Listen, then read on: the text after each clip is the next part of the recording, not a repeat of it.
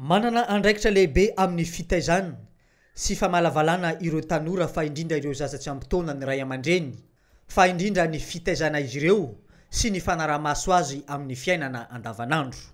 Ny zavatra tsikaritra tatoato izay dia matety pitranga ny fandikan-dalàna ataon'ireo zaza tsy ampy-taona, ireo zaza manodidina ny 17 taona hatramin'ny 17 taona. Ny fanendahana sy fanaovana sinto-mahery no tena mahavoasaringotra izy ireo. Raha ny fanadiadiana natao dia ny fidorohana zava-mahadomelona no mahatonga ireo tanora sy zaza tsy ampy-taona manao hetsika fanendahana sy fanaovana sinto-mahery io. Manoloana an'io, na inona no lazaina, na inona no fanoliana, dia ny ray aman-drenin'ny mpitaiza no tompona andraikitra voalohany amin'ny fanaraha-maso ireo ankizy ireo. Ny mahakasika ny zaza tsy ampy-taona dia manana anjara toerana manokana sy lehibe indrindra ny ray aman-dreny. Marina fa miainany amin'ny fiarahamonina ny zaza tsy ampy-taona, fa na izany na tsy izany dia ny ray aman-dreny ao anatin'ny tokantrano no anisany mamolavola ireny zaza tsy ampy-taona ireny ary mamaritra no avin'ilay zaza tsy ampy-taona zany. Ny ray aman-dreny manko dia manana didy zo, droit et devoir amin'ireny zaza tsy ampy-taona ireny. Voalohany ny adidy zo ananan'ny ray aman-dreny dia misy ny atao hoe droit et obligation de garde.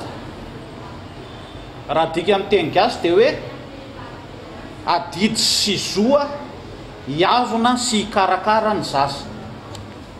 Faharoa dia misy ny hoe adidy sy zoa amin'ny fiambenana sy ny fanaraha-maso, droit et devoir de surveillance. Ary fahatelo dia misy ny hoe droit et devoir d'éducation na adidy sy zoa mampianatra. Androany zoma fa 7 ny volana Jolay dia miisa 4 no isan'ireo zaza tsy ampy-taona voafonja ao amin'ny fonjany Marofoto, ary zaza 17 taona hatramin'ny 17 taona no ankamaroan'izy ireo. Ny sinto-mahery sy fanendahana no mahavoasaringotra ireo ankizy ireo. Ny 7 amin'izy ireo kosa no efa voatsara ary efa namoahana ny fitsarana ny didy.